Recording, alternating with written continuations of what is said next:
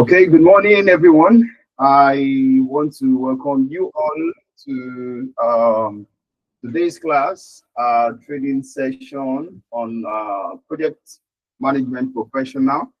It's so interesting that we said this course is going to take 3 weeks, and it's also interesting how fast the time is speeding up, and it's just 2 days to the end of this whole 3 week training.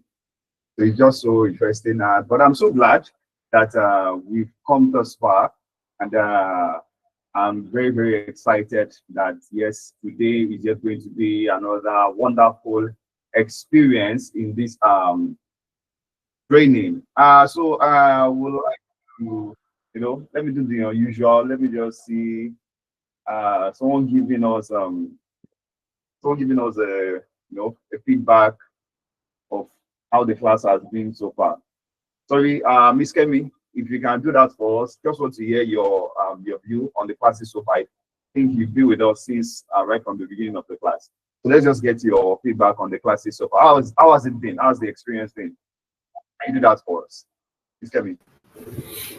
Sincerely, it's been awesome. It's really been amazing because I had taken a project management course before, sometime last year, and I can say that this is like the real thing. I'm not even capping, like this is like the real thing. The way each topic was like dived into is amazing, and I am really glad I took this chance to join this class. CLC Concepts, thank you so much. And to even think this is free, like you guys are the best. The class has been amazing, and I would always recommend CLC Concepts. Thank you so much. To our moderator and our lecturer, Mr. James, you are the best. It's been amazing, and I'm glad I am a part of it. Thank you, sir. Oh, thank you very much. Yeah, I love that wonderful review and feedback from you. It's so heart melting. So I think we should stop. We should stop here like this. We just take that feedback. But no, we wouldn't do that. But thank you so much, Miss Kemi, for that wonderful review. As much as possible to always give our best, to always do, within our capacity to share our wealth of knowledge and experience with everyone. So I want to say thank you very much for that. And once again, let me say a very big welcome to everyone. A lot of people here has been with us, right from the day one of this class. And I'm so impressed that despite all our tight schedule and the likes, we've taken it as a point of duty to ensure that we didn't miss a bit of this training. And I'm so glad, and I'm here giving you accolades for that. Okay, so so far so good in the course of this training. We've been able to treat 8 knowledge areas successfully, 8 knowledge areas of the PE project management professional training. And in the course of doing that, we talked and discussed on the processes involved for each of those knowledge areas, the tools and techniques, and some strategies as well, where we're talked about that as project managers we can utilize when we are dealing with these respective knowledge areas as far as project management is concerned. So I want to say a very big thank you as well to our resource person who has made this possible for us, who has been with us and has given us his wealth of experience to the best of his ability. When I say we have a resource person that is able to break down project management and knowledge area to in a way that everyone who is even new to project management will be able to grasp what the course is all about. Yes, so this person is Mr. James Fanny. He's one of the best in the field, and I want to appreciate you for being a part and for sharing your wealth of experience with us.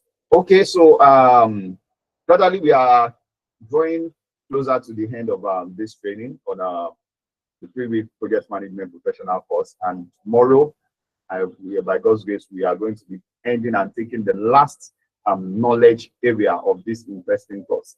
Okay, so today in today's class, we are going to be dealing with the project procurement management. Yes, a whole lot is involved when it comes to procurement, the do's and the don'ts, what are the challenges, what are the, the necessary things that as project managers we need to, take cognizance of when it comes to project procurement management. So in this class, we are going to analyze all those. We are going to break it down to the best of our ability. So I want you to, sit back, get your writing materials, and ensure that you take notes of whatever it is that you can grasp in this class. And not to worry, we as a firm, as a brand, have decided that yes, at the end of this training, we are going to be releasing the materials for this course. The materials we have taken for this course so far, we are going to be releasing the materials. So likewise, those who are taking on the certification, it is important, let me restate, there's a form going on for the certification. Please ensure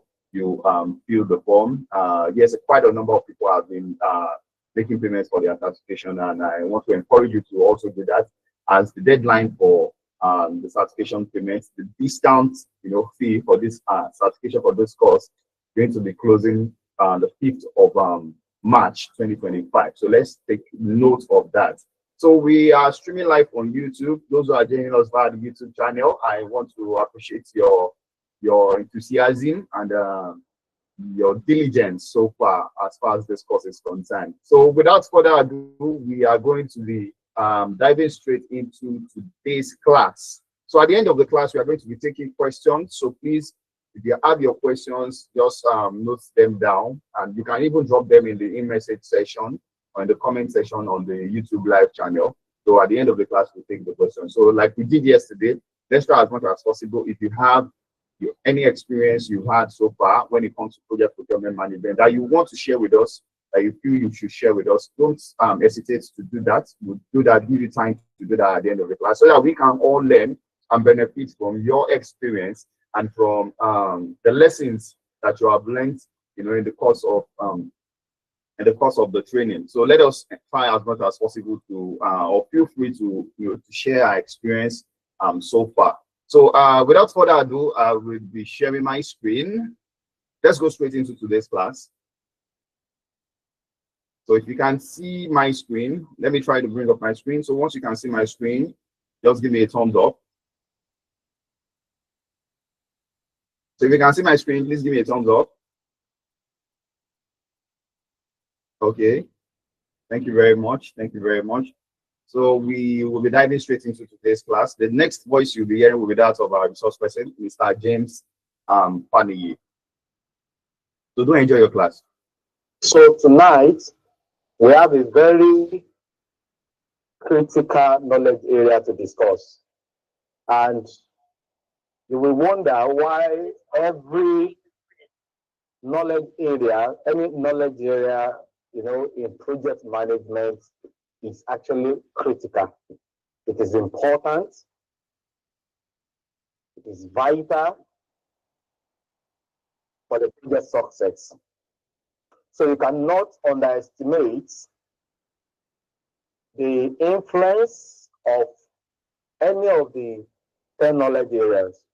So it is very important that you really become, masters of the profession by having a thorough understanding of the 10 knowledge areas and being able, number one, you need to know the dangers these can actually bring to your project if not handled properly. And you should know how and why you should apply them, as according to your project requirements. So our training today is on project procurement management. Let me share my screen. Project procurement management. It's going to be a detailed one. Project procurement management. So how many of us have worked in a sales, or let me say, procurement related job? You have done procurement related job before. Can I see us wave? Can you raise your hand? You have done procurement related job before. You have worked in a sales department before. Okay. All right. So let's do justice to this. What is procurement management? Okay.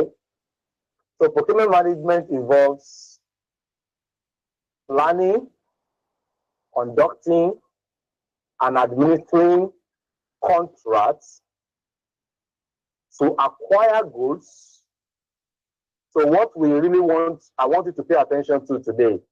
But that's why I was asking questions about if you have, done any related or you have worked in any related field to procurement management. Many people, what comes to their minds when they hear about this procurement, their mind actually go to goods. Their mind actually go to products, goods, but procurement actually goes beyond, just purchasing or acquiring what? Goods. Goods, services, or result from external sources. This is what project procurement management entails. So let's analyze it. So in project procurement management, we do planning, we conduct, that's conducting, and we administer, administering. Okay. These three, what do we do? What do we plan? What do we conduct? What do we administer? That's contracts. In other words, this aspect of the project management is dealing with your relationship with some external contractors. These are not your project team members. They are not really on board, okay, as your project team members. They are people, either an organization, a group of people or person that you want to use as a contractor, in the aspect of goods, services, or a specific result that is needed for your project success. For example, I've used this example, in many of my training before. I have worked in a company that happened to be a contractor to the telecommunication industries, majorly that we have in our nation here. So, and if I'm talking about our telecommunication industries, I'm referring to the likes of MTN, Glo, Etisalat, Airtel. This company manage their sites. The company actually manage their sites, their masts. Okay, so we manage it for them. And the aspect that we handle is actually the power aspect. So we know that the sites must actually run with power 24/7, non-stop. Anytime there is no power, there will be downtime. So either we are running it on hybrid, both on battery and maybe gen or supply from power holding company and all that. Ours is to maintain the site and ensure that everything is actually powered and supplied so that there won't be downtime. So this company have a contract, with this telecommunication industry. So it could be 10 years contract, it could be 5 years contract that the telecommunication industry may actually choose to renew with them or not. But it is a contract, and this is aspect we are looking at. So when you are looking at procurement doesn't mean that you are just buying something or you are employing, an organization or some set of people to buy. It might be for them to offer a specific service. The IT aspect of our project, we can actually contract it out such that it will be handled by an IT firm who will be a contractor to us. The nature of the contracts might actually differ. It might be for a specific period of time, or it might be based on the value that they want to render to us. So when you think about project procurement management, in summary, let it come to your mind that we want to manage contracts. We want to plan, we want to conduct, we want to administer contracts, okay, that could be either to acquire goods, either to acquire services, or result from external sources. The external sources could be an individual, could be an organization, or a group of people. So let us note that as a very good foundation for the knowledge of this training. So the procurement management ensures that project processes align, procurement processes align with project objectives, the scope, and the schedule. What are we talking about? In procurement management, we are not only concerned with just, getting contractors. We really want to make sure that the procurement, processes will actually favor or will be in line with what we have planned on the project, either in the aspect of scope, either in the aspect of the objectives that we have set, or the schedule that we have. For example, if we would need some goods to be supplied, maybe to our project sites, and this supply is actually needed in 3 months' time, you wouldn't want to get a supplier that would only be able to supply within 6 months, because this will jeopardize the schedule that we have made for the project. So the procurement management now will ensure that even when we have gotten the best supplier that we know that they will deliver quality, can the person deliver within the period of time that is needed? If we need something within 3 months and we got somebody that will take like 6 months to deliver it, that is not aligning with the project objectives, which is the project schedule right now. So in a nutshell, project procurement management can destabilize everything in the project. That's the summary you should have.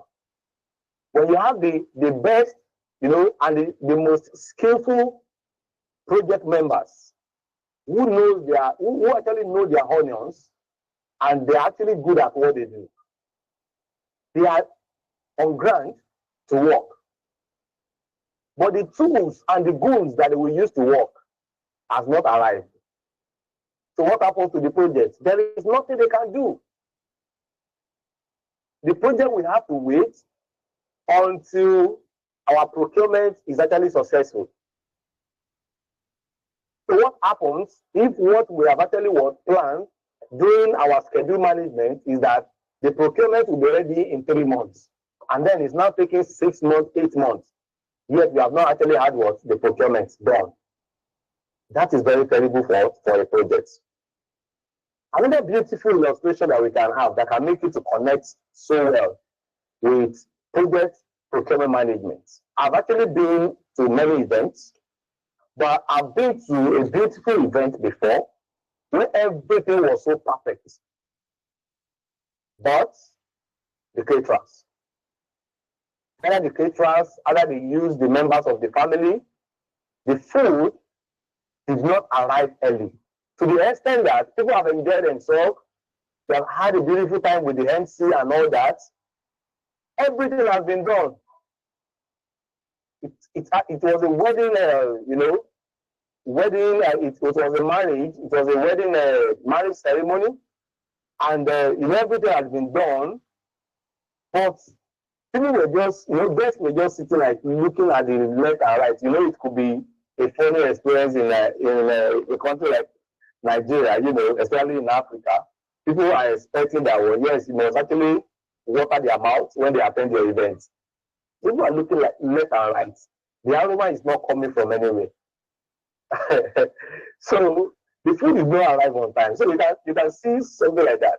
As beautiful as the event may be, You know, you plan to actually feed people, but your caterer did not actually arrive on time. So what becomes of your events?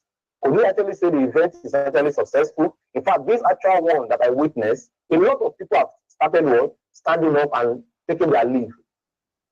Some in their minds might actually conclude that, hey, this is an event where they don't even plan to actually refresh us. So there's no refreshments. How many people would you walk up to and say, please, so it's because food has they actually planned for food, though my caterer has not arrived and all that. So you just look at that. So those people that attended this event could be referred, you can liken them to your project team. Your project team, your stakeholders, the project owners, all of them. You have given them the beautiful plan. You have presented the project scope, how you will manage it, how you will manage schedule, you know, the quality. You have guaranteed how the quality will be managed. Even the risk analysis was on point and everything. And everything has been signed. Even you must have paid them, even the procurement plan and all that. But the procurement actually, you know, your contractor actually disappointed you, which is very common to projects. Contractors, they disappoint a lot. It might be disappointment in terms of what? The value delivery. It might be a disappointment in terms of, you know, time frame. Okay? It might be, you know, a disappointment that has to do with your earlier agreements, bridging agreements. And this can destabilize all the beautiful work that you have done. What happens when you actually make payments and inferior materials are actually being supplied to your site? There is no way the project owner will be happy.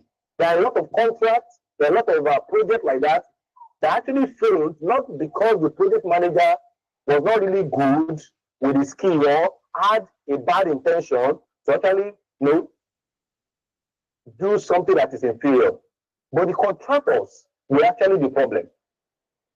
It practically failed in the aspect of procurement management. So you can see why your project success or judging the success of your project is never complete without a huge success in procurement management. You wouldn't want to have a beautiful plan and then you have a contractor ruin it. You wouldn't want to have your projects, members on site when you will practically pay for that day. You call them that there will be some activities on that day, and they are here gathered, but they've been waiting. Either your mind is that the contractor said he will supply by 7 a.m. Perhaps you have done plus or minus. Okay, let's say latest by 9 it will arrive. And people are still waiting on site. 11 a.m., 12 p.m., 1 p.m. So you know what you have lost? You have lost time for the day. You have lost resources in your budget because those people have come. You are the one that did not make use of them. They have come to work that day and they will get their payments. You have no right for you to say you will deduct out of their work, their payments, because they were actually present, but there was nothing to work with. So it is a very, very important knowledge area that should be handled carefully. So let's look at the objectives. Briefly, I've explained them, but let's look at the outlined objectives. So in project procurement management, what we do is we acquire necessary goods and services. Note, goods and services. You do not only procure goods, you can also procure what? Services. I've given an example of an IT firm and an example of a company I've worked before. What we are actually given to the telecommunication industry, what we offer them is actually what? service, maintenance service. That's what we're doing. We're maintaining their sites, and that is procurement.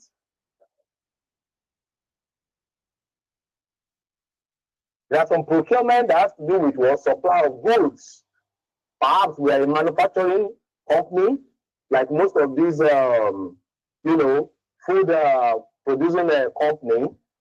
Some of them that use cassava, they may have some farmers as their contractors. These people will go to farm, they will plant, and then they know that what they will supply them what cassava, because cassava is a major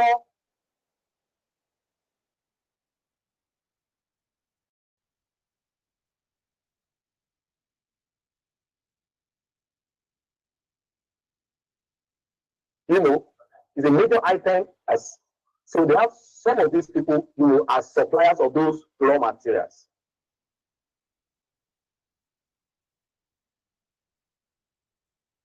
So acquisition of necessary goods and services is one of the objectives. In fact, it is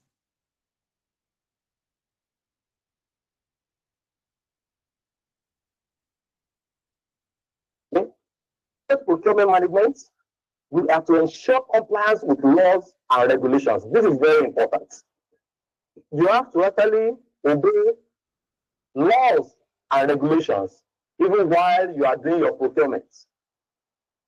Are there agreements or some terms that you have signed? Are there some legal terms of things you have to do? You must actually ensure that you comply.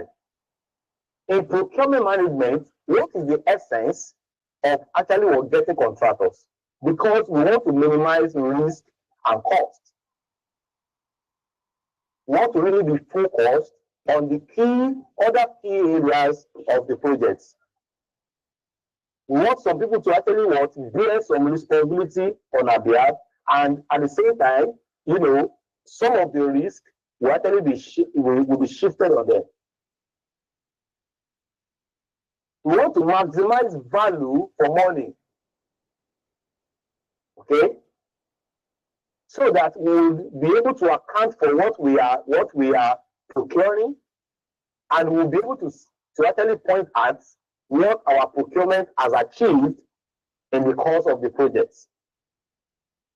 And then we want to ensure timely delivery. I've mentioned this, and I cannot overemphasize this. Procurement is useless if it does not actually meet up with time schedule for it. You can imagine, somebody who wants to actually get married, and then you already have the caterer, everyone, So the caterer is actually to, a lot of funny experience. That's why I'm just smiling. So you have the contractor to actually deliver cake, on the morning of your wedding, and the person has not arrived even till around 3 p.m. and you've been called, and the person is still calling. No matter maybe all the excuse in this whole world that the person wants to give. At that time, you don't want to. There is nothing you actually want to welcome such excuses. Oh, I'm in traffic jam, I'm in this and everything. So imagine the person brings the cake around 4 or 5, when almost all your guests have gone. The cake is useless to you, because most, cake at events, wedding and all that, it's not because husband and wife are hungry of, cake. They really want to. It's for decoration. It's to beautify the events. It's for show off. In most cases, you don't want people to see how gigantic your cake is. Did they actually was that the picture of you and your husband on it? How beautiful it is for picture purposes, and the style of how both of you will cut the cake. So once the procurement did not meet up with the time schedule, then the procurement becomes useless. And that can also happen to any project. So we'll start, with procurement management processes. Okay, so let's look at the processes involved in procurement management. So the first one, let's narratively look at them. We are still going to, look at them in details. So procurement planning. What do we do in this process? So we want to make plans for our procurement. And part of this plan is for us to identify procurement needs. What are the things that we really want to procure? Please, you should note there's a huge difference between wants and needs. We want to procure only things that we actually need, and not what we want on projects. So needs means that we really want to be sure that we are not wasteful in our procurement. If we need 1,000 units, even if we need to actually put some excess, perhaps you want to make up for some uncertainties as a project manager and with your analysis, okay, it's okay. Instead of 1,000 units, let's supply 1,050 units. If your calculation has been accurate, you will not go above that. But when there is no plan for us to actually itemize what we need, you can over procure and you can under procure. When it comes to goods, you may require for 1,500 units, and when those 1,500 units are arrived, in the process of using them, you discover that you are going to need up to 2,500. So when you place order for that kind of procurement, perhaps you are using the same contractor, you look at the time that will actually will take you before that procurement can also arrive again, the cost of the logistics, the transportation and all that. So that will be hitting into your budget, which will actually affect project cost management. That must have eaten deep into your schedule, which is project schedule management. So you see how your procurement can affect every other knowledge area. It can attack every other important or key baseline for your project success. So procurement planning, our goal is to identify procurement needs, and then we develop the procurement strategy. What strategy do we want to use in our procurement? We are going to look at this in details in the course of the class, and then we establish the procurement budget.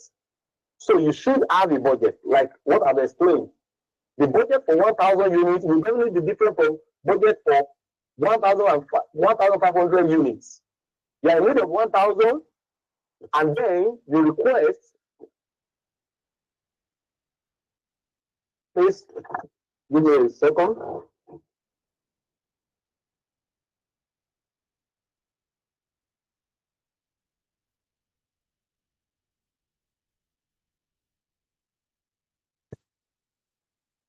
Pardon me, please.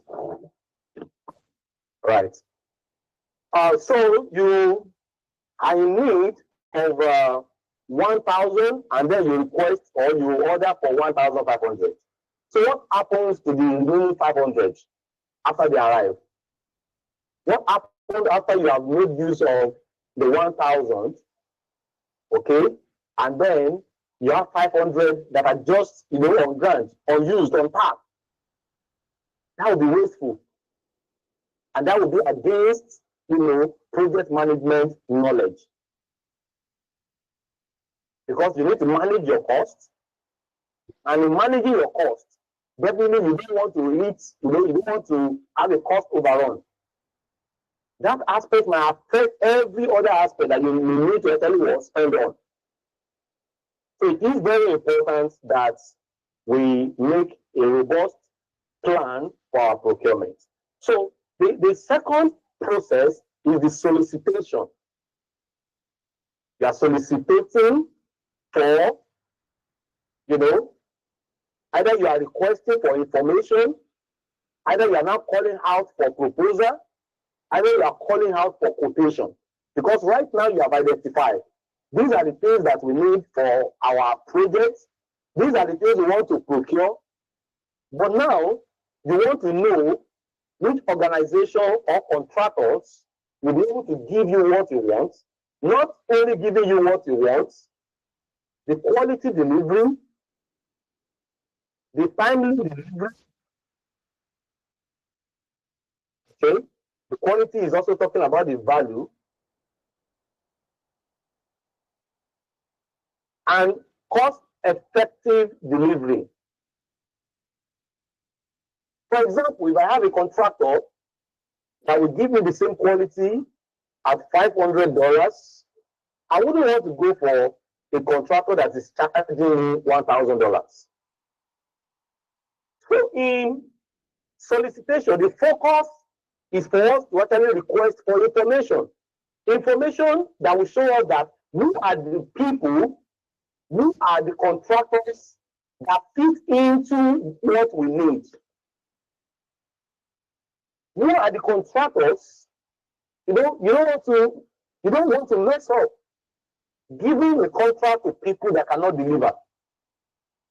So we need information about contractors that can actually handle what the aspect of this project that we want to actually procure, either goods or services.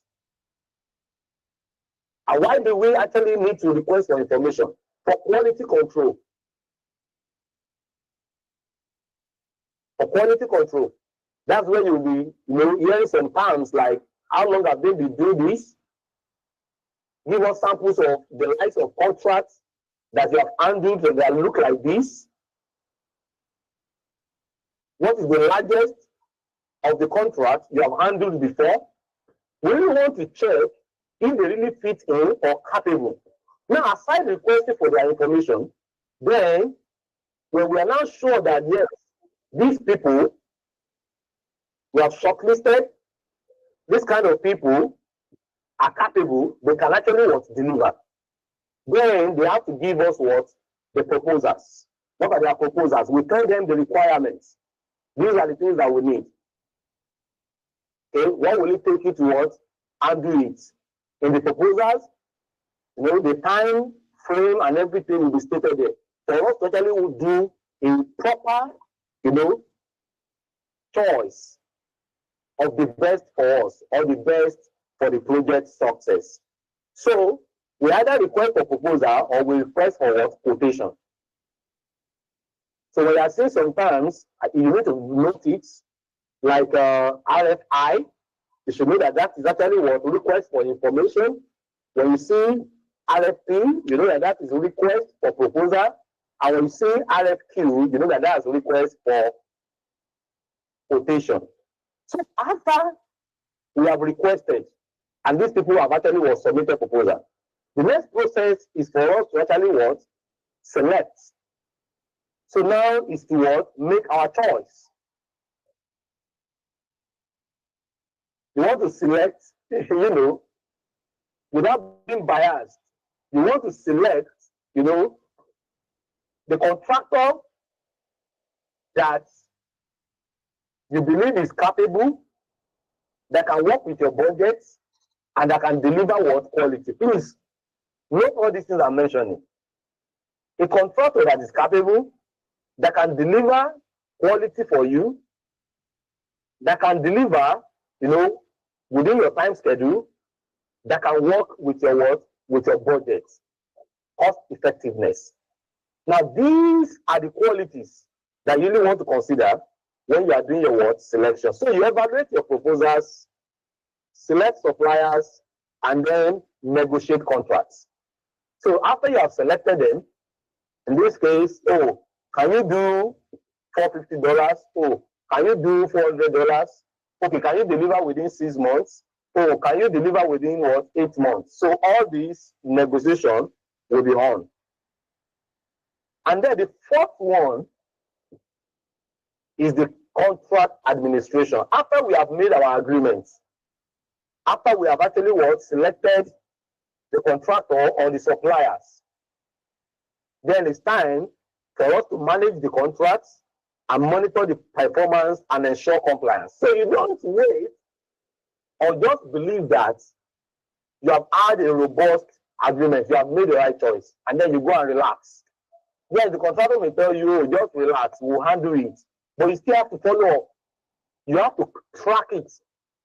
Like take for instance, many of us that do online, purchase, or you actually purchase our goods online. There are what we call tracking. You can track your goods. Yes, you know that your goods should actually be delivered next week Friday. So for us to actually understand, the aspect of monitoring very well, that's why I'm explaining this. So you know that the supply should actually be made next week Friday, or let's say next month, and perhaps it's coming out of the country. So you want to know where the materials or where those things that will be supplied to you, where they have gotten to. Something is coming maybe by road, and they are bringing it from Abuja. It's coming from Abuja, and then you are in Lagos. There is time frame for the delivery.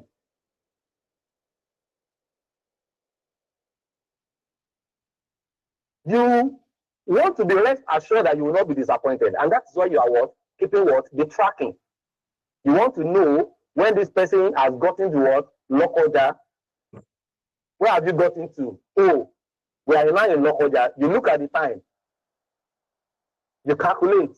Of course, you know how long it will take somebody traveling by road, approximately from Lokoja to Lagos. So you can foresee disappointments. That's what monitoring will actually help you to do. In tracking, the contracts, measuring the performance.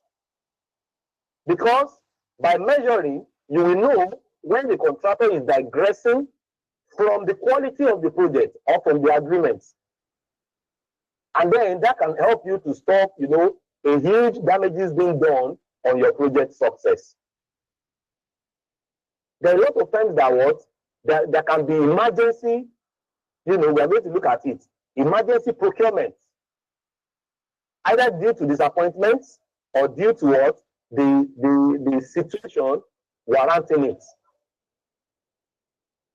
And when you don't maintain that close monitoring, if you go and sit down and relax that, oh, they have said that if you arrive by Friday, you are not calling, you are not doing anything, a lot of things can happen. If you have suppliers that are actually they have multiple clients and all that, they may actually even forget your deadline. So by calling, by checking, you can be saying, oh, hope you did not forget our agreement. Oh, yes, I know. What is our agreement? Oh, your agreement is that it's due on Friday. Please, okay, all right, okay, you caught. Next 2 days again, you call again. I just want to check up. I hope everything is still okay. Oh, everything is all right. Keep tracking until the D-Day. But you can imagine you expecting some supplies on site, maybe project sites, on Friday, and then you just called on Thursday evening. And the supplier started, oh my God, I thought your deadline is next month. So what happened to that? That is because you did not handle the process contract administration properly. Majorly for you to monitor performance and for you to ensure compliance. And then, last but not the least, is for you to have contract closure. You really want to actually document some lessons that you have learned.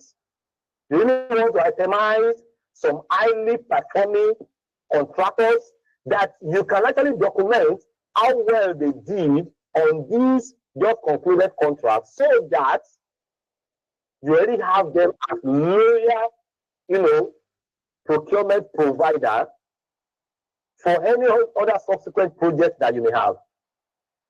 You don't want to note that down, those suppliers or those contractors that you may not have to even try again, due to the kind of disappointment or bridging agreement that happened in the course of these just concluded projects.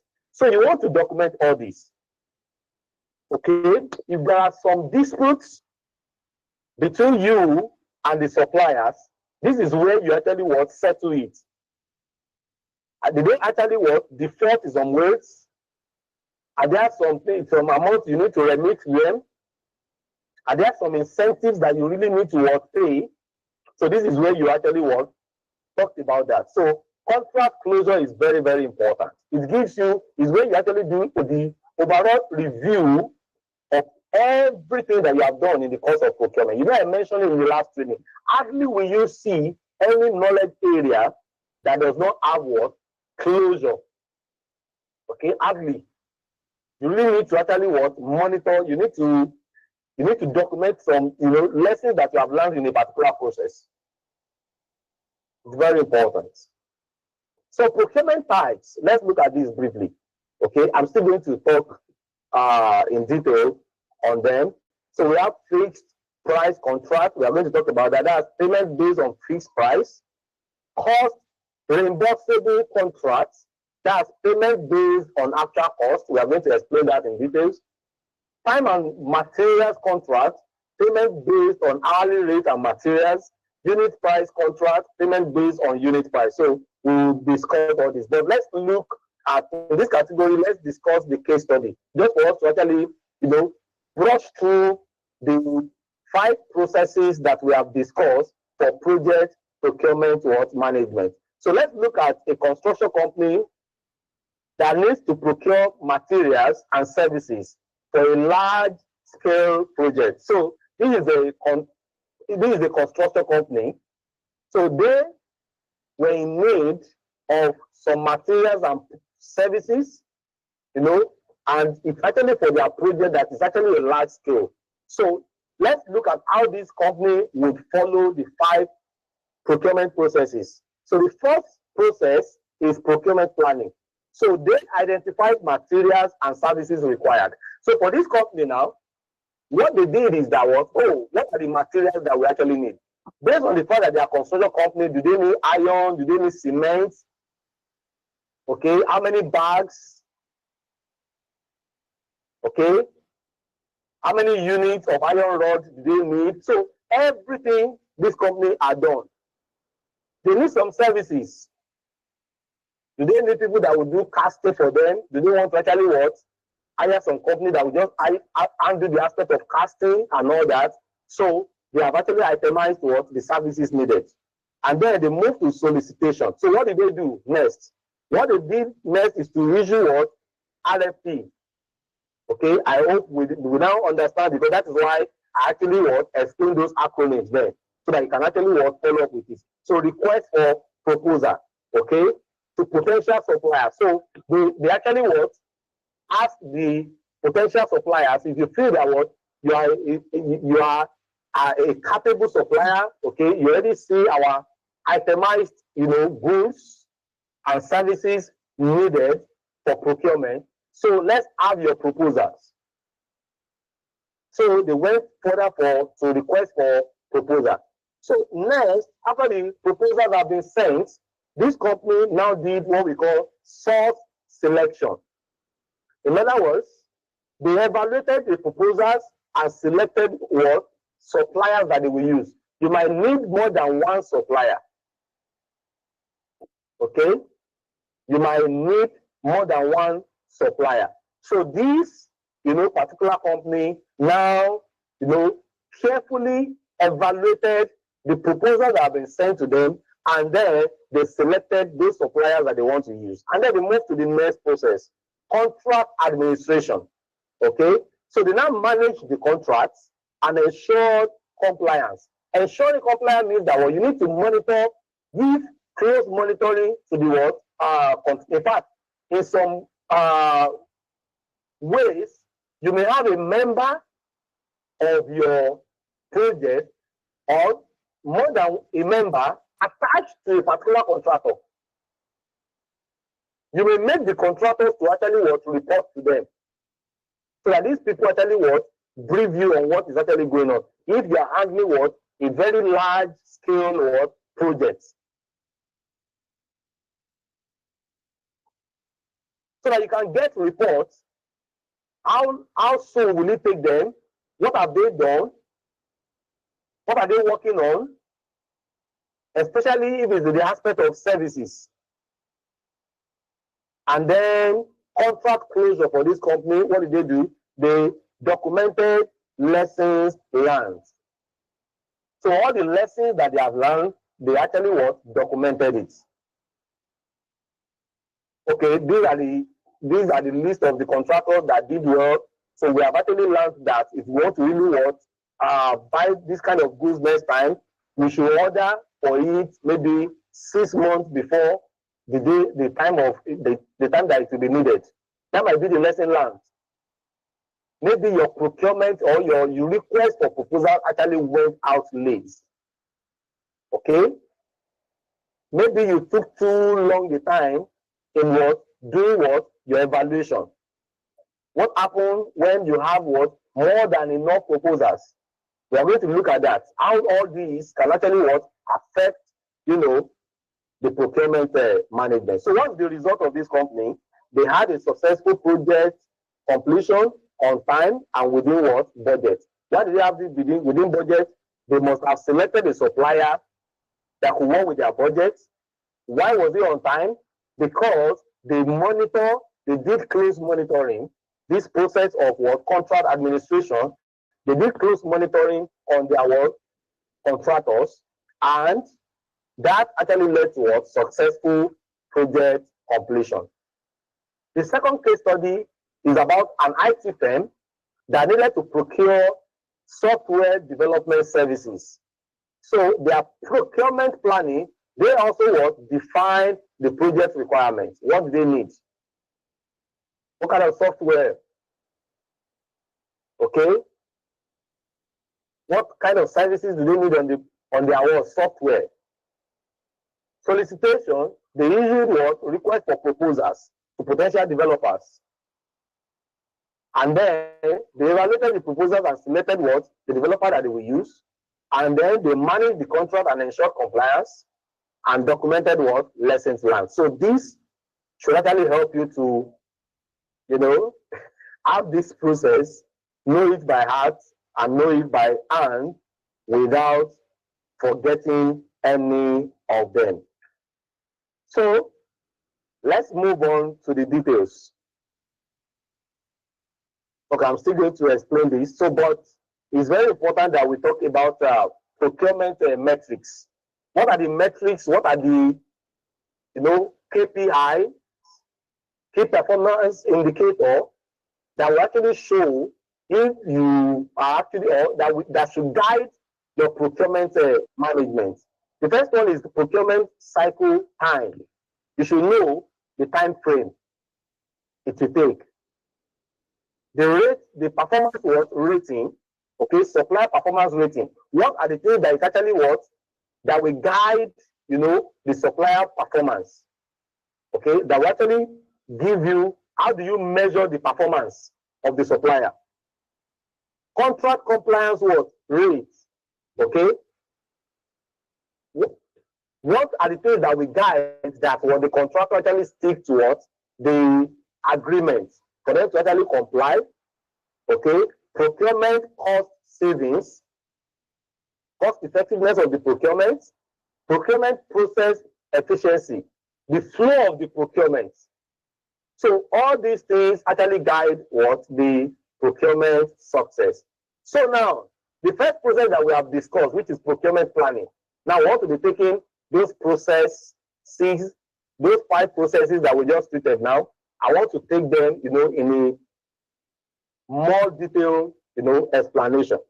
So procurement planning, these are kind of itemized 11 steps that will guide you as a project manager for your procurement management plan. So you have to define the roles and responsibilities that we have mentioned, define the needs and requirements. So what are the roles and responsibilities? Who are those people among your project team that must actually handle this aspect of procurement? Like I explained, you have to have people who might actually work, directly with the contractors to ensure proper monitoring, to ensure that there is actually compliance, okay, that they comply to what you have agreed on. so that it will not jeopardize the project success. I think it's been, close to 1 hour. So let me check on you. If you know that you've been with us till now, please give me thumbs up, thumbs up, thumbs up. Thank you so much. Thank you so much. Thank you so much. That's wonderful. That's great. That's wonderful. All right. So you must define the roles and responsibility. You must define needs and requirements. Okay. What are the things that you need on the project? What are the requirements? Okay. The types of agreements you really want to use. The market research and review of past procurement data. Do you actually have some procurement data? Like if you have you check your organizational process asset, that's your OPA, okay? So maybe there are some assets, some guides that can actually guide you on the procurement. And then you have risk management, okay? So how do you really want to manage the risk on the procurement? Define accurate budget. This is where you actually you have to actually work on an accurate budget for your procurement. The timeline in planning, you need to actually decide when do you need these procurement, or the time frame that you want to attach to it. What are the constraints, possible constraints that you may actually have on this procurement? If it is outside the country, perhaps the supplier will actually bring the goods outside the country. You should be able to look at what are the things that will be constrained. Is it the logistic? So you should be factual about the constraints. The contract should be approved. You get the approval. What are the things the criteria that will guide your decision in the course of this procurement? Is it that when you are looking at time, maybe the person is not serious with time? Is that the criteria that we judge, the kind of decision you may have to make? Or when you see that the person is deviating from the quality of the goals? So all these must be planned for.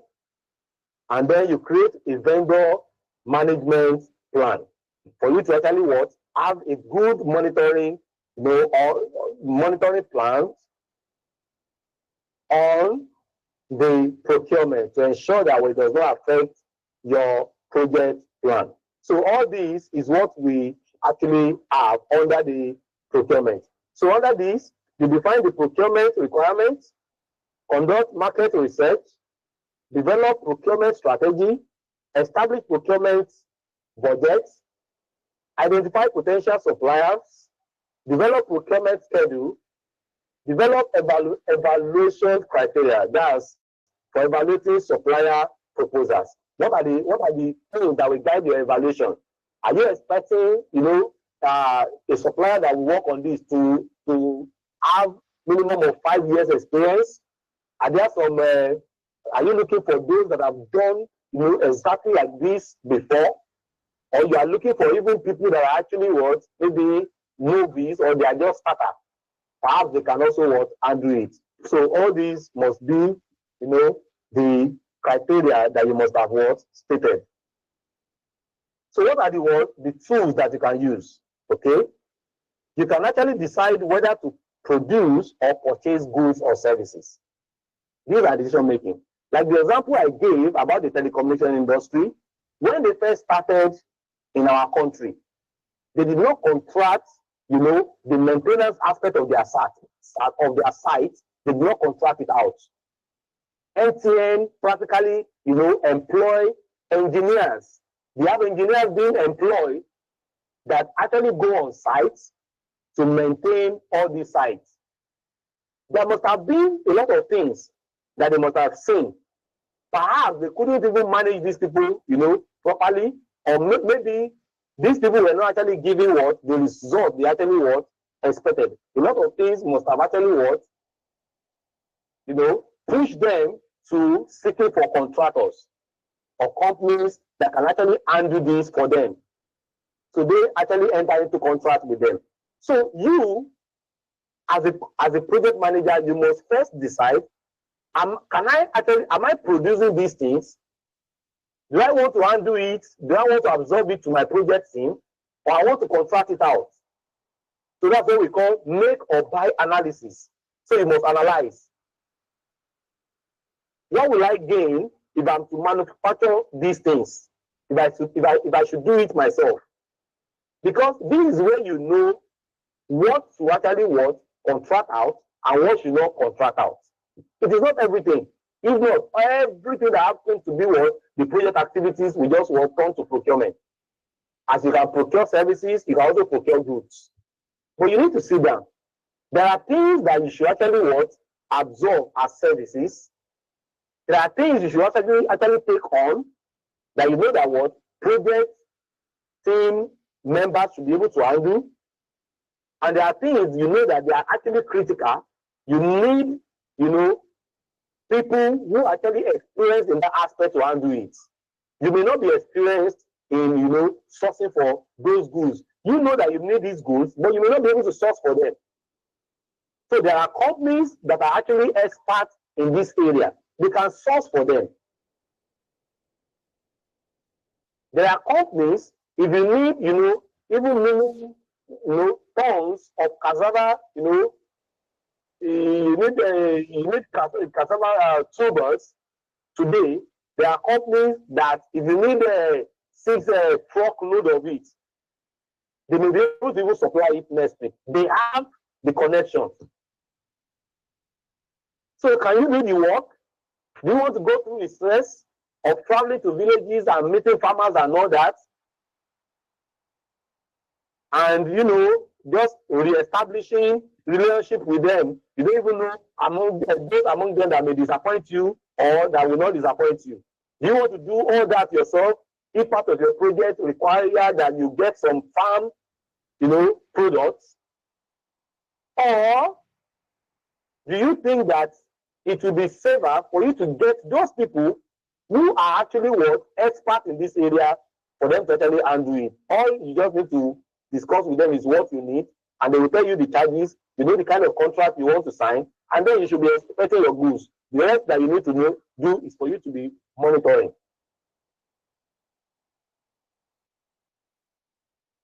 Okay, so supplier pre-qualification also.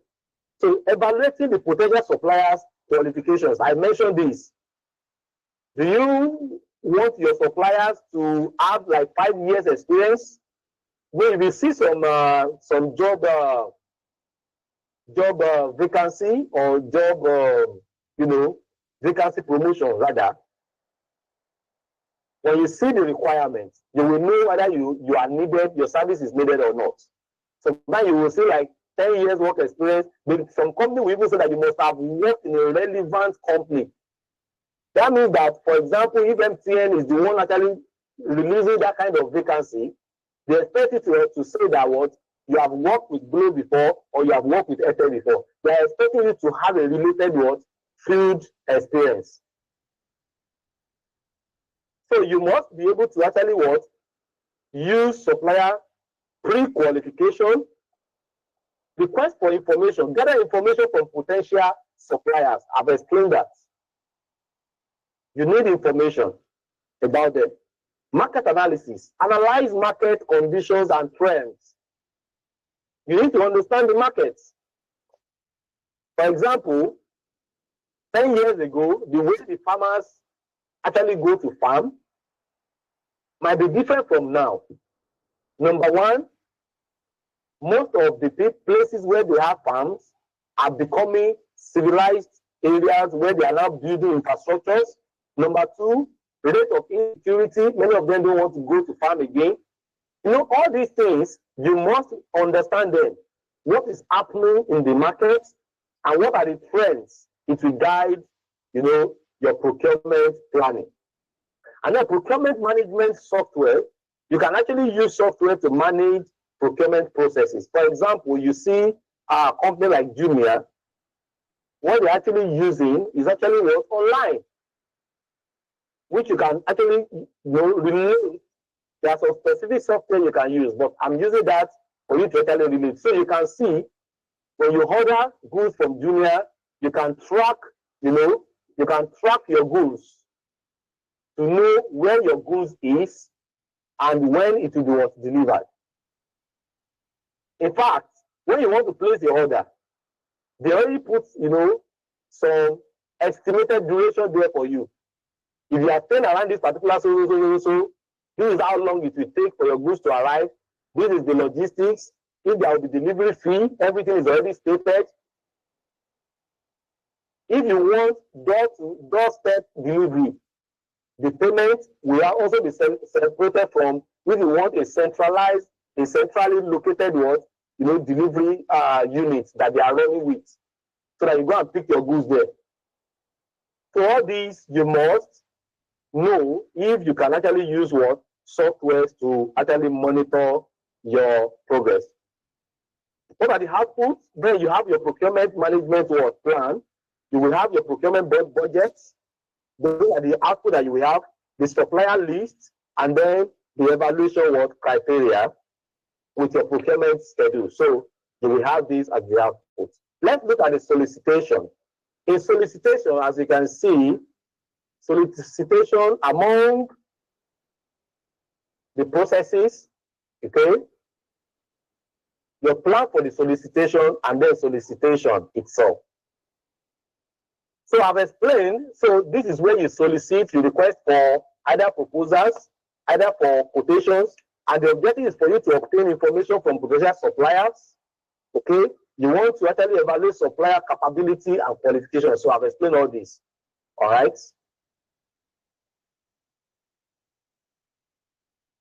Your method of solicitation. Competitive solicitation, that's when you have multiple suppliers competing. Non-competitive solicitation, that is when you go for a particular supplier. For example, I can say this road will be constructed by Julius Berger, and I just go and approach Julius Berger directly for them to give me quotation. And you can have an online platform, okay, where people begin to bid. Okay, there are platforms, yes, they exist. You can use those platforms where people will actually bid. For example, you can make use of let's say you need some you can make use of Gigi, okay? I think you can make use of even Jumia. How many units do you need and all that? There are several platforms that you may actually explore to say, okay, fine, people should begin to actually bring in their proposals. Okay? What will it take you to give us 1,000 units of this? What will it take you to supply 2,000 units? Location is mentioned, duration is mentioned, the quality is mentioned, okay, and all that. So the criteria of your solicitation evaluation might be technical capability. Do they have the technical expertise? Do they really understand this?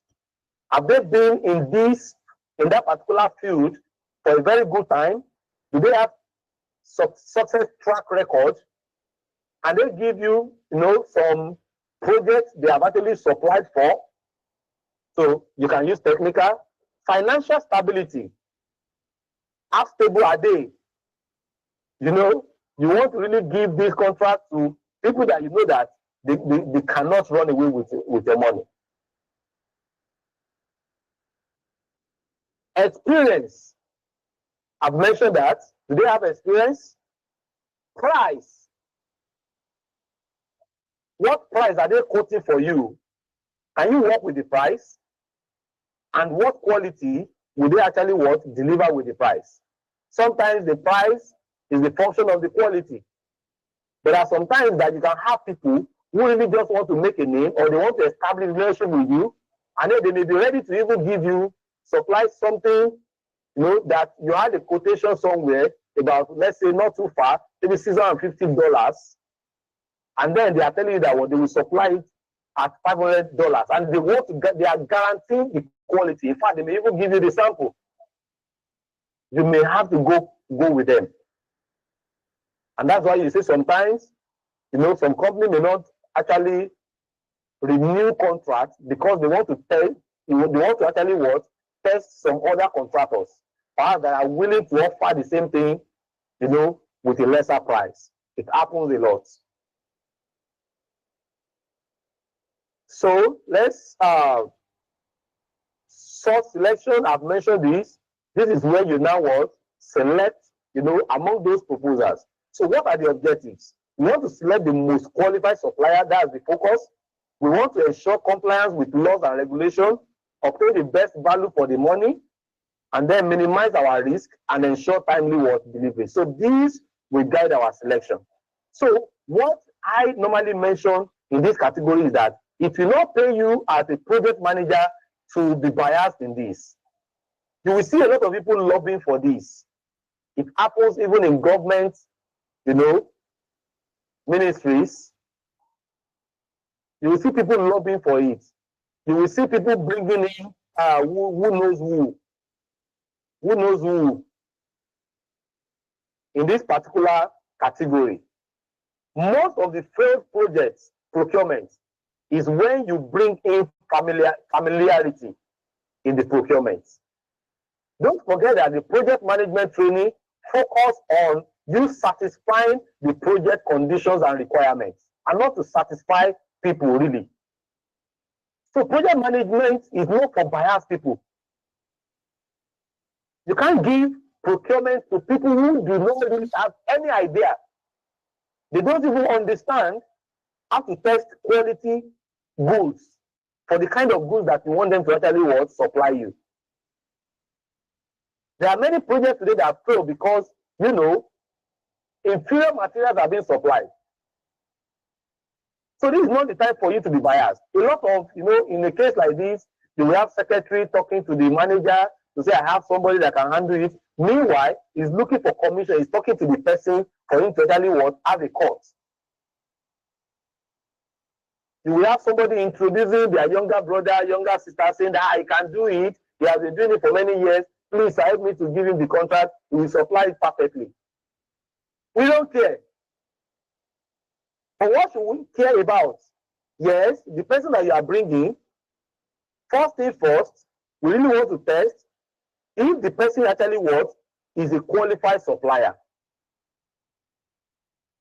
If the person, okay, we want to ensure that giving this contract with this person will not breach the laws and regulations. Are there regulations on this kind of procurement? Can the person give us value for our money? Will the person be able to actually help us to minimize risk so that our project success will not be affected? Can the person actually deliver on time? So if the person can do this, well, you may begin to consider if it's among those people that bid for the contracts, and not just being biased to say, oh, I know this person, so let him go and handle it. So project management is not a political grant. It is a business grant where you really need to be factual, okay? Not thinking and making decisions with your emotions, but making decisions with your head. So source selection process, we have actually discussed that. And then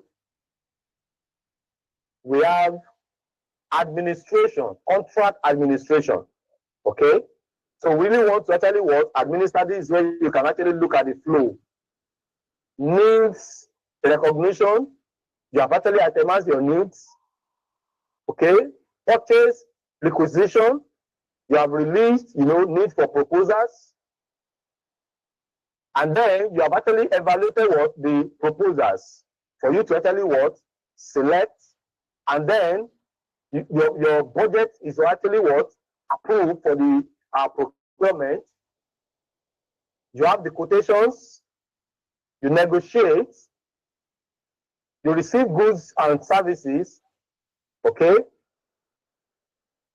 Different ways, okay? Different ways that it may actually be supplied to you. Invoice, you get invoice for those things that are actually purchased. It depends on the contract. I'm still going to discuss that based on the types of contracts. And then you have your record keeping. So Contract administration, as I've mentioned before, is where you now manage the contract. This is where you actually manage the contract. This is where you monitor the performance of the contract. This is where you ensure that what you have signed for is what is actually being delivered. And then we have the contract closure. Okay, I've explained what's the objective. The objective is for us to verify the contract completion, ensure final payments, document lesson learned, evaluate supplier performance. This is very important. You will know either to try this person again or is a no-go area based on their performance. And then you close the contract administratively. So these actually mark the end of our project procurement processes. So let's move to discussing the procurement types. Okay, direct procurement, indirect procurement, goods procurement, service procurement. I've mentioned, goods procurement, services procurement. Either it is a direct procurement or indirect procurement. But what we really want to explain here is for us to know, various, types of procurement, or what we can refer to as the various methods that you can use to acquire goods, the services, or work from external sources. So the first one is what we call open procurement. What is the characteristics features of open procurement? When you actually have open bidding, public advertisement, you advertise for it, that the general public is not required to send in their proposals. If you know that you can handle, so you must have listed your services and everything. And then so if you know that you are capable to handle this, send your proposal. It's just like advertising for job. And you say that qualified, candidates should send their proposal, so send their CV or the application letter to so. That's exactly what you are doing in open procurement.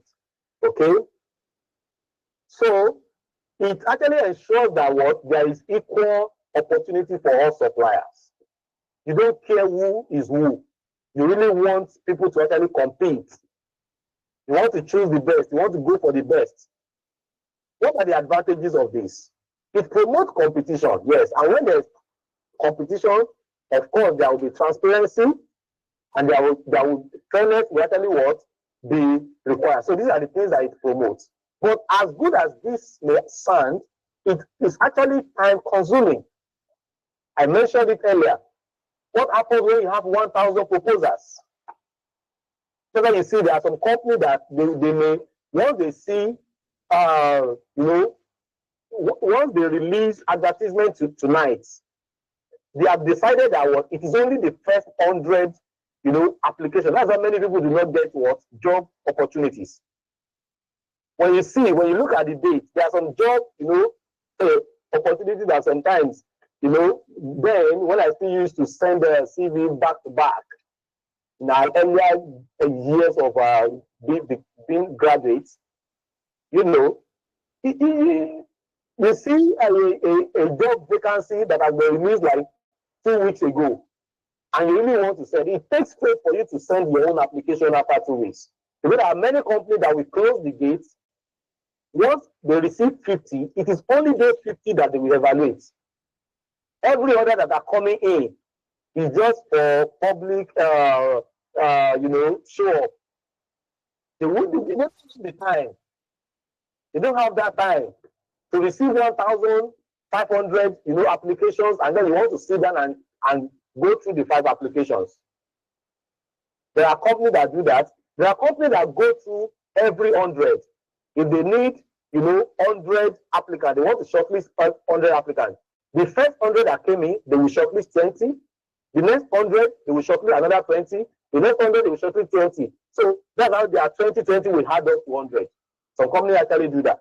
They will pick at random, okay, for them to actually select. Not that they are even looking at any criteria, it's just at random. It is after they have done that, they will now sit down with that 100 to carefully evaluate them. So you can have open, and then this is common to government construction projects. So they may release what, request for proposals to the general public. So we call it open procurement. There is what we call restricted procurement. That's when you have limited bidding. You set some qualifications, some pre-qualifications for the suppliers. You only reach out to them by invitation only. You already have their list. So in this case, you already have a list of people or contractors that they can handle this kind of procurement. And then those are the people you send email messages to, requesting from them to send you their quotations. So this is quite different from open procurement. You already have enlisted suppliers or contractors that you want to work with. So advantages is that this is faster, reduce administrative burden, but definitely competition will be limited, and then you may actually be biased. That's why you see what you see in people fighting for contracts. It becomes the game of who knows who. People want to lobby with the secretary. They will be finding somebody that is the closest person to the project manager. So you can go extra mile to even find the wife to the project manager so that she can help them to talk to the husband. So you are going to actually be open up to a lot of politics when you have targeted people and you are the one reaching out to them on your own.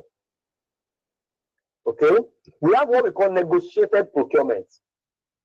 The characteristics of this is that there is direct negotiation with a single supplier. So you have a single supplier. This is the supplier that that can give you what you need.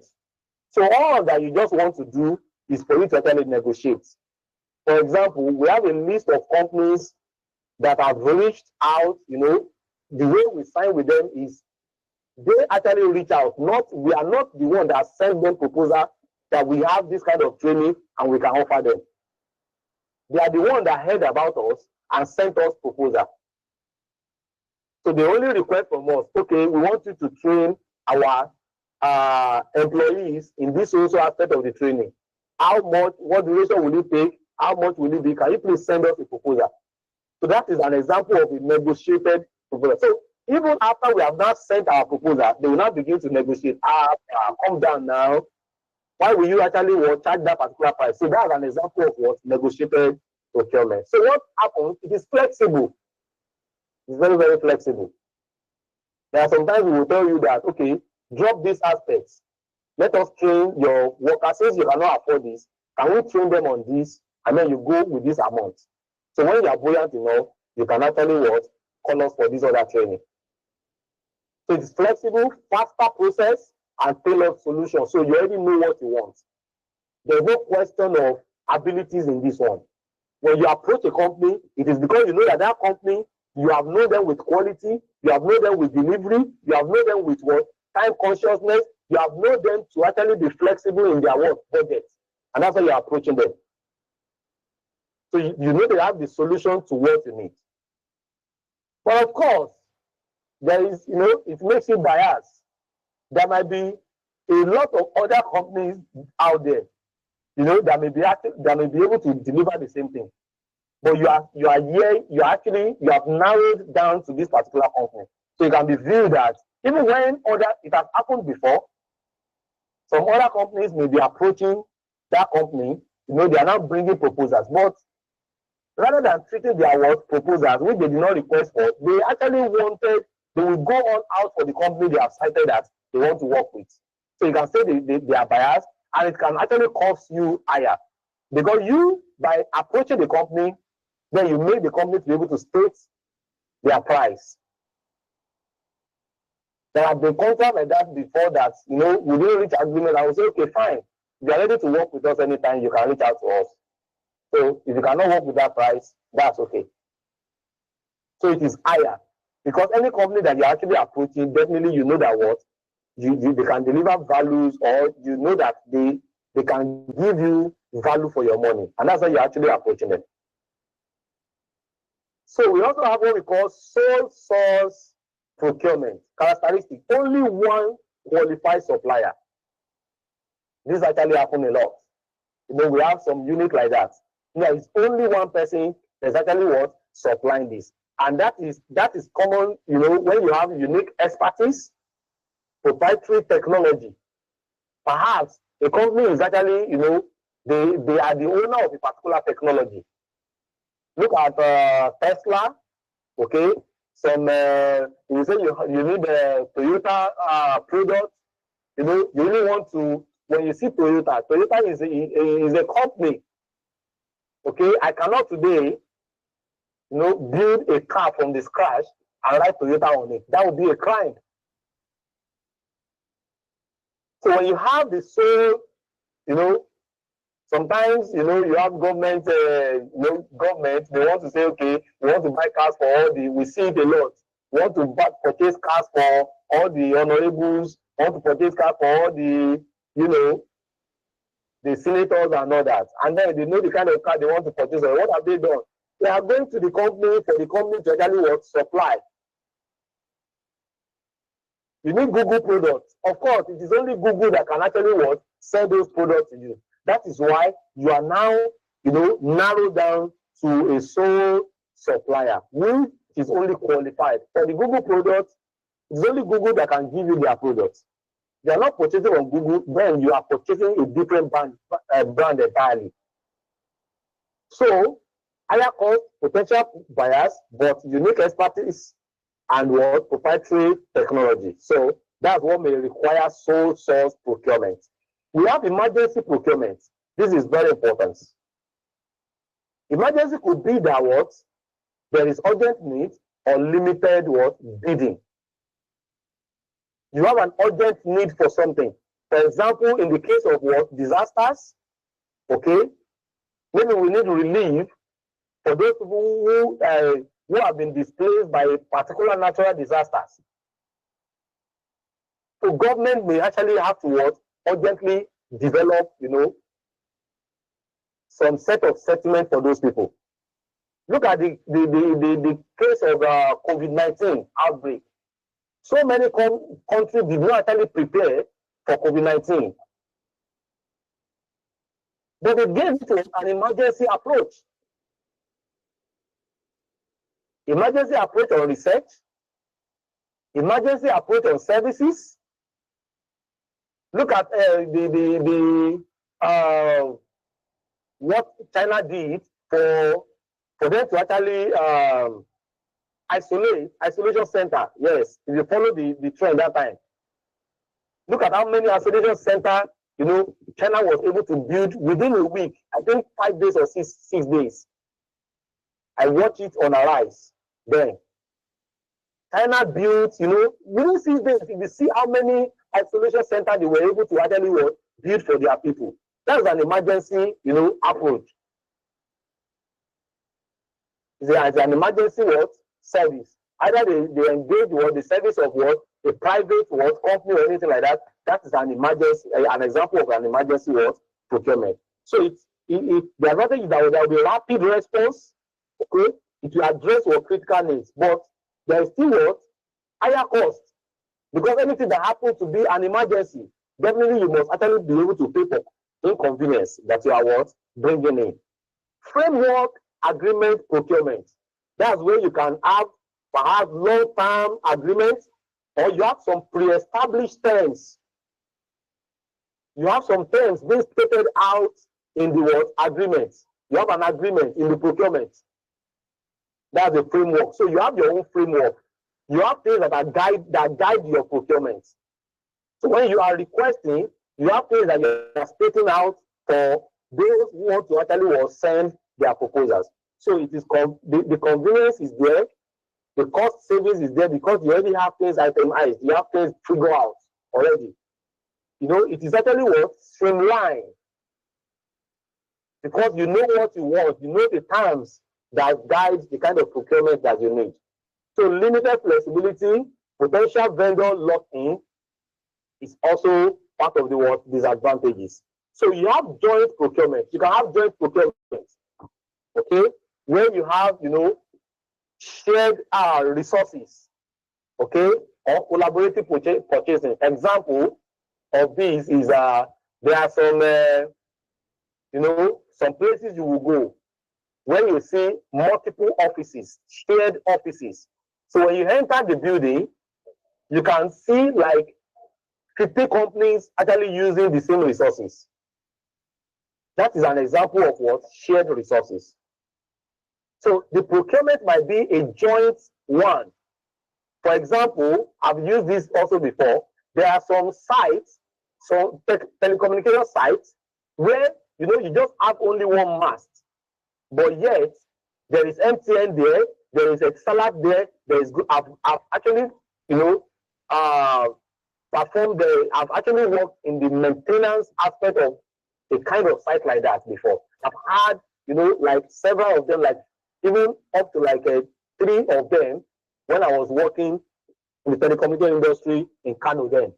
So you will have MTN, Excellent and Group collaborating on the maintenance of that site, because the site is actually what serving what both of them. So anything that is that happens to be what expenses on the procurement of maintenance services in that particular site is being jointly financed by these telecommunication companies that have their own panel there.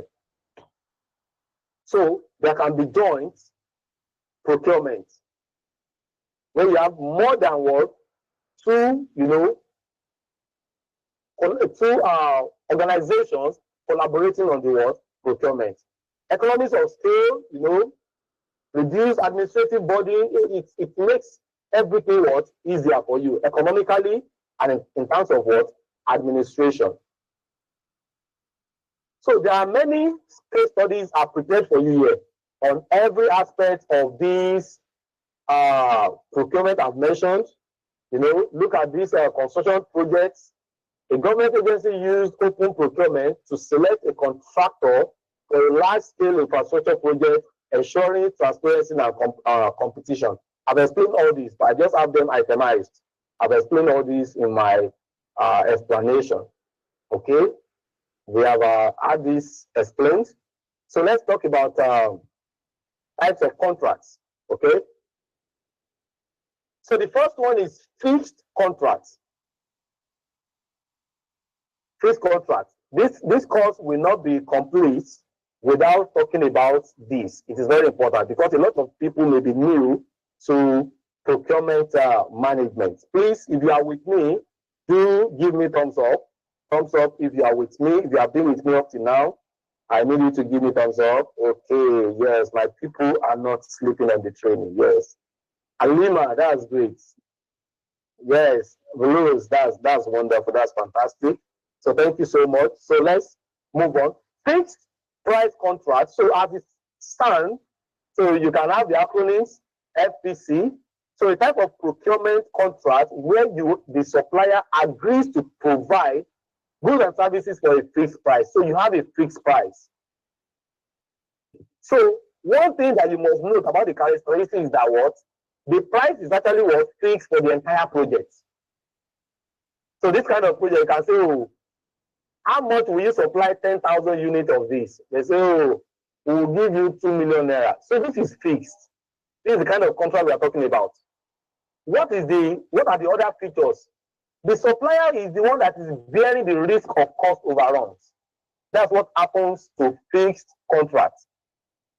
Anything can happen, anything can go wrong. Since we have actually agreed on the price, then you bear it.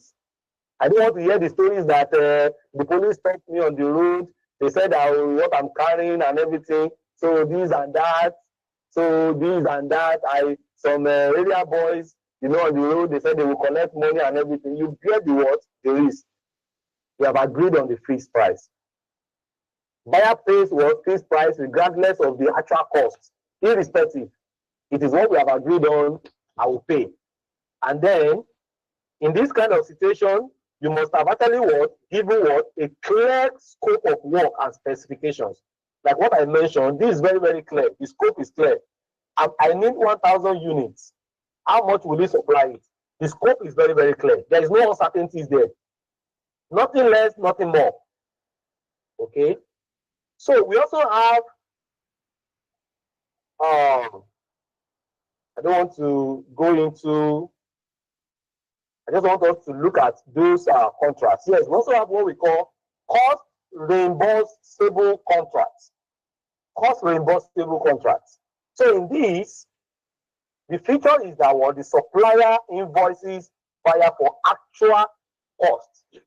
So you have the actual cost. So the only thing that you are doing here is that the person is only what? Is only being paid. The supplier is only being paid, you know, a fixed price, maybe for the service rendered. He will be the one to go and buy. There is no fixed price for the purchase. He will buy. That's why we call it what? Reimbursable. So you are only reimbursing the supplier. The supplier will what? Spend his own money. He will use his own money. The contractor will use his own money to buy the goods and get you evidences of the actual cost. So when the person comes, they present the what? Invoices that they have gotten. And when they present it, whatever they have spent, they must actually reimburse them. When you have actually thoroughly gone through the documents they presented for you to know the actual cost. It is after then you will now pay them for the services what rendered. I hope we understand this. So in the features, the buyer reimburses supplier for costs and plus what? The fee for profit. So you pay them. You can send, you know, there are a lot of people that are doing this right now. They can go to market for you. They will do the shopping. They will get you the what? The invoices. I bought this for 4,000 and bought it for this. And so you may even tell them, so this is what you need to do for me. You need to go to market and buy all these things. How much will you collect as your own service payment? So it is that one that is actually their own what? Profit. But the actual cost is being actually what? Catered for by you as the person giving the what? The contract out. So I have a lot of things actually what that I've explained, okay? A lot that I've explained, I have them itemized. Another one I want to talk about is the time and materials contracts. So in this case, you only the payment is actually based on actual time and materials. Now I will explain this briefly. You pay the person for the time that they use and the materials that they use. For example, the person can say, you know, I'm charging you $1,000 per day of my work. This is what we are talking about. So there are some contracts like this. I've done, you know, a lot of contracts like this before, and I still have some that I do like this. They may tell you that, okay, fine, for your 1 hour, how much will you charge us? That's a time and, you know, like a time and material contract. So you cannot charge them that what, okay, if I stay 1 hour and I use so, I use so for you, I use so for you. Based on these materials and the time I've actually used, this is what the amount I will charge you. So what are the what characteristics? So payment is based on actual time and materials. No fixed price for the project. Supplier provides what detailed records of time and what and materials. So you have to actually what tell them those. See, these are the materials I've used. You have to present evidence, and this is the time I've actually worked for. So they pay you based on that. And the buyer assumes what the cost, the risk of what cost overruns. So the overruns risk is actually what on the what buyer. Okay. So you can have, you know, you can see the types. There are a lot of them I've actually analyzed. Our hourly rate contract, unit price what contract, hybrid, which can be what the combination of what of both. So there are examples here. Look at the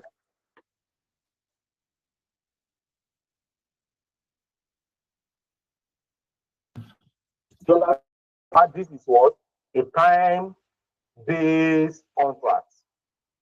Okay, estimated project duration is 100 what hours. And then, so if the person works for 100 hours and is charging what? $100 per hour. So what you just do is what? To multiply 100, okay, by what? 100, okay? The hours that the person actually worked for is actually what you will pay the person. But in this case now, the actual time the person now works is 120 hours. The budget that you have, what you have estimated is 100 hours. But the person used what? 120 hours. You will still have to pay him. So the cost overrun will be on the what? On the buyer, which is what? The project manager now, or the project what? Company that gave out the what? Contract. But if I tell you that I'm charging 100, the point here is that if I tell you that I'm charging $100 per hour, numbers of hours that I work will be multiplied by what? 100. And that will tell you the amount that I will go with as my own charges. Okay, so it's very important. We also have what we call units. Yes, we have unit price contracts. What are the unit price contracts? I've mentioned, something like that before. I can say I only need 1,000 units of this. That's unit-based contracts. I'll say I'm giving you as 2 million naira. If you increase the units to 2,000 units, okay, I may reconsider with some discounts, further discounts, and tell you that, oh, instead of giving you what, I gave you 1,000 units in 2 million naira. So it may be expected that what I give you 2,000 will be 4 million naira. I can say, okay, if you are buying much and you want me to supply much, just bring what 3.8 million naira. Okay, so we can also have contracts. Please let that be handled. I'm concluding now. So in conclusion, okay, effective project procurement management is crucial for achieving project success. I cannot overemphasize that. And you should see that what in this training, what are the things that you should take away from this training? You need to understand procurement life cycle and contract types, like I've explained. So when you understand this, it will help you as a project manager before you actually go for the contract. That's the essence of this. You must develop effective procurement strategies and plans. Your plan must be strategic. What are the plans? How do you want to get, your suppliers? Will you use what? Open procurement? Are you going to use what? The negotiated what? Procurement? Okay. Are you using the streamlined one? So all these you must pre-determine before you actually what? Begin your procurement, administration. Conducting thorough risk assessment and mitigation is very important. You should be realistic. You can't say, if the contractor is even optimistic, telling you that, oh, don't worry, we will deliver within 3 months. You should not fall for that. You should be realistic. And this is where expert judgment actually come in. There are experts that can tell you that it is not possible for these things to arrive within 3 months. And then you know that what? They are over-promising. That kind of contractor is over-promising, and that can affect your project. So you should actually be able to adjust, based on the risk assessment, and for you to actually mitigate the risk. What if they do not supply us on time? How do you want to deal with that? So you have to have your mitigation plan. You can see how risk management actually comes into this. Manage the contract and supplier relationship. You need to actually have a good relationship with them. You need to track the performance of your procurement. Okay. You need to ensure that there is compliance with laws and regulations. And there are some tax related, things about your goods. So you must actually make sure that there are compliance with the regulations. Application, okay, of this. So by applying this concept that we have learned and techniques, I'm very, very sure that you should be able to enhance project outcomes through strategic procurement. Strategic procurement will help you to actually have a good word project outcomes. It will help you to be a successful project manager in your project schedule management, project cost management, project quality management, and your project cost management. When you actually work with your project procurement management a lot, it affects the area of your baseline, your iron triangle, your project management triangle, your project procurement management affect them. If the procurement is not actually done properly, it will affect the cost because you may shoot about the budget. It will affect the time if it is not delivered on time. It may affect the scope. Okay, if you have inferior materials or inferior services are being rendered to you, and overall, it will have an overall effect on the project work quality. So this knowledge that you have had, you should be able to minimize risk and maximize value, foster collaborative supplier relationships, and then ensure transparency and accountability. So I want to appreciate you for staying through with us on project procurement management. So over to you, Mr. Moderator. Thank you. Okay. Thank you very much, Mr. James, for that wonderful class. Let me stop sharing. Am I audible? Can you give me a thumbs up if I'm audible?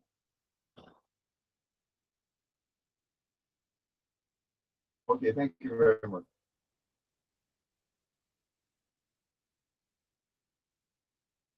Thank you very much. Thank you. Okay. Okay, I guess I should be audible now. Okay, so I want to appreciate our resource person for that wonderful session so far on our project procurement management. So quickly, let us take questions, and experiences from those who might have had one challenge or the other in the course of managing the procurement aspect of the projects, of one project or the other. So quickly, let's take that. I think we have a question already in the comment section. Let me bring out. Someone was asking the difference between ROI, RFI rather, and RFQ. That's project request for information and request for quotation. Sorry, request for proposal rather, and request for quotation. Okay, so I would give a resource person, Mr. James Fanny, the opportunity to respond to that question. But before then, do we have anyone with questions? Any other questions? Those who are joining us on our YouTube live, let me check if we have questions from that end. Our YouTube live participants, if you have your questions, please drop it in the message section, in the comment section rather. Okay, we have any questions from there? Okay, so far. Okay, yeah. Kemi Turayo, just a minute, please.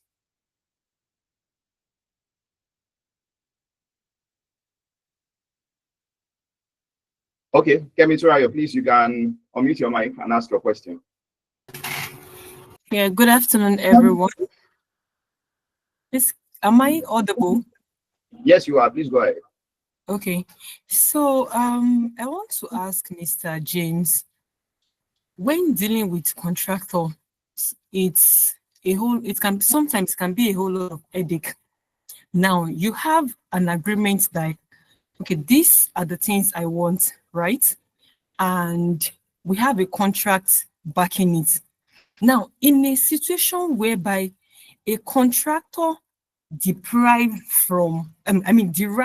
away from what we have in agreement, what do we do? Do we have right to involve like legal authorities? Like, okay, this is what I paid for. We have a contract backing it up. But at the end of the day, you are coming with different excuses on why it will not happen. So do we have like legal backings, or how do we handle situations like that? That's my question, sir. Okay, thank you very much for that wonderful question. Okay, so do we have any other person, any other one with a question? Okay, so in the absence of any, over to you, Mr. James. Mr. James, good afternoon. Okay, EOI and RFP, are they the same? EOI and RFP.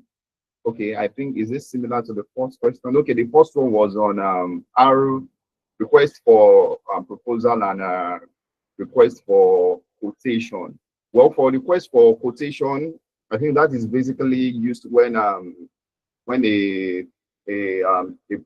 firm or the project owner is very sure of the prices of the goods or the items or the product he wants to purchase. So they just use request for proposal, request for quotation rather, compare prices. I could recollect some of the federal government proposal I actually had opportunity to partake in.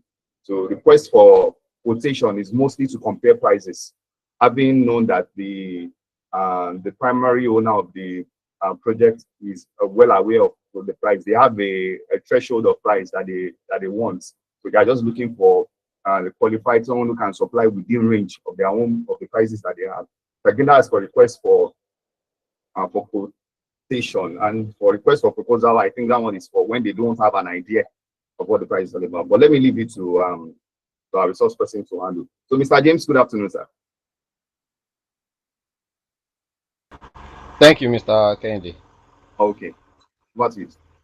Let me just thank you for your contribution on that question. So let me just basically give, because in most cases people think that RFP and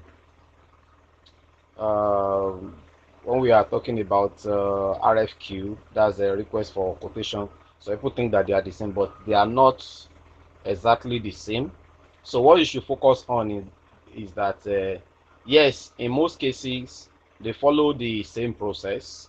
That's the RFP and RFQ, request for proposal and request for quotation. But what you should focus on is that our request for proposal deals with majorly what we are interested in is that we want to use that to determine the vendors who will give us the best approach and who have the best expertise, or we can refer to as the best expertise in the procurement that we want to do. So we use RFP to kind of shortlist, the vendor with the best approach and the vendor with the best qualifications of being expertise in the area that we want to actually procure on. While when you talk about RFQ is more direct and more focused on price and the availability of product or service. So we use that one just like you have a quotation. So it's a straightforward thing that is we just want to look at the best price. So in that sense, after RFP, okay, request for proposal, let's say we see people that maybe 3 of them are actually qualify when it comes to their area of expertise, and when it comes to their strategy, we are very satisfied. We can actually request 3 of them to go and bring their request for, like we can request from the 3 of them quotation, to submit quotation. Okay, so let them now go back and submit their best quotation for us. Although in RFP there will be quotations, but you can actually bargain. So you can bargain in RFP. So when you have bargained, you cannot tell them that, okay, fine, now that you have bargained with them, let them go and bring the best price that they know that is actually their, that is their go-to price. So it means that there is not much negotiation when it comes to RFQ. So once they submit their quotation, that is actually their best go-to price that they can actually deal with. But in a request for proposal, even if you have some price tag and all that, you can still negotiate it. So that's what it means. So in most cases, complex projects, will require RFP, request for proposals. But if you have a direct project, these are the goods that we need. They are just direct projects. Okay, these are the goods that we need. We can just request for quotation so that people can tell us that, oh, 100 units, this is the amount that will supply it.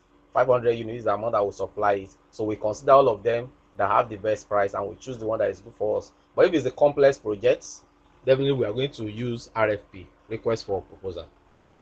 So narratively, request proposal focus on the expertise and focus on the strategy of implementation, while RFQ focus on the pricing and the availability. So that's that. For the that's Kemi. The question being asked by Kemi. Well, when you talk about contracts, a good contract will have a legal implication. Okay, and when you are dealing with procurement, you have to put emotions aside. I said a whole lot about people involving their family members, thinking that they want this person to execute it. You have to actually employ some kind of vendors that you know that is strictly business. Okay, so when you kind of derail from the agreement, there should be implications. There should be implications. That's why you see that there are some companies that when they procure, their deals is that you will supply them first. They don't pay you. You as a you first use your money to actually supply them. There are companies like that. It is after you have supplied them, they will now raise the invoice for you, for them to actually pay you, maybe within a month or 2 months. There are people like that. There are some of them that will say that, okay, we are giving you 40% upfront, and when you finish the supply, then we pay you 60%. Why do you think they are doing that? It's not that they do not have money, it's just for them to play safe, for you not to run away with money, for you not to disappoint, for you not to supply inferior goods or provide inferior services. So you have to put things in check like that. So it's usually you should deal with people that you are not really emotionally attached to. It's just strictly business. It's not like you use your younger brother or younger sister to now become a family matter. This is a project. So there are legal implications. So when somebody disappoints you like that, it should have been stated in your contracts. Okay, maybe if we find out that your goods are inferior, maybe the balance or anything whatsoever, the person may forfeit it and all that. So you should state that. And for the EOI, I guess you mean expression of interest. So sometimes a company can actually release, request for EOI. So it's just an expression of interest, just like a document where you, as a potential supplier, or if you are a potential vendor, you can actually express your interest in providing that particular service or products for that company. So they use EOI to actually kind of shortlist the vendors that they will invite for discussion. So EOI is just like, it's not all of you that that submit your EOI that they are going to call. They just use it to shortlist. So after which they will pick, few, just like to shortlist them and then invite them.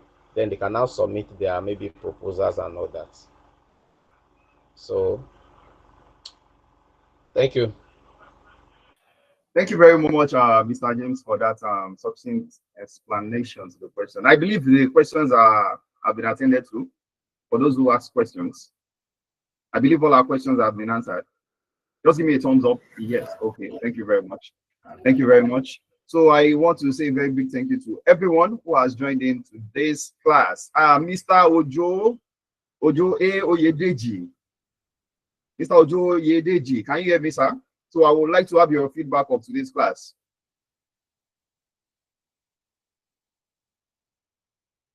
Ojo Oyedeji, if you can hear me. Okay, please go ahead. Good afternoon, good morning, everybody. Mr. James did well, like as he always does every time. He broke down the concepts to make sure that they are actually simple to understand. So it's good. Okay, thank you very much. Thank you very much for that wonderful review. So please, we'd love to have your reviews on the WhatsApp platform. So please, at the end of this class, please go on the WhatsApp page and drop your reviews there. Interestingly, we have just one more class to go for us to conclude this 3-week PMP crash course. So tomorrow is going to be that class. So in tomorrow's class, we are going to be looking at project stakeholders management. Tomorrow is going to be very interesting because it's going to talk a whole lot about how do you manage stakeholders. We have difficult stakeholders who are on the project that there are more than one or two. How do you manage them when one is saying I want it like this, is saying I don't want this? So what are the things, the processes, the tools and techniques that you are going to use to manage stakeholders? So you don't want to miss tomorrow's class. So I would love to see this faces who are present in this class, even in tomorrow's class. So and let us have a very good and wonderful rounding up and completion of this training that we have started some 2 weeks ago. So I want to say a very big thank you to you all. The assessment for this training is going to be dropped on the WhatsApp group immediately after the closure of this classroom. So please go on the WhatsApp group, attend to the assessment. And if you have any pending assessment you have not done, please, you have time to do it. And let me equally reiterate again, for many of those who didn't join us in the beginning of the class, the payment for the discount fee for the certification for this training is going to be ending on the 5th of March. So we've dropped the information, the form you need to fill, we dropped it, and the PDF format containing the information for the certification, we dropped it on the WhatsApp group. So please go there, check it, and have ample insight into what the certification processes is all about. So I want to say thank you again to everyone. Resource person, Mr. James Fanny, thank you for joining us today. So we are going to be meeting here tomorrow at the same time and same classroom link. So do have a lovely and productive day ahead. So just mute your mic and tell me bye-bye. Bye-bye from my hand there. Bye. Thank you very much. Bye. Thank you. Bye.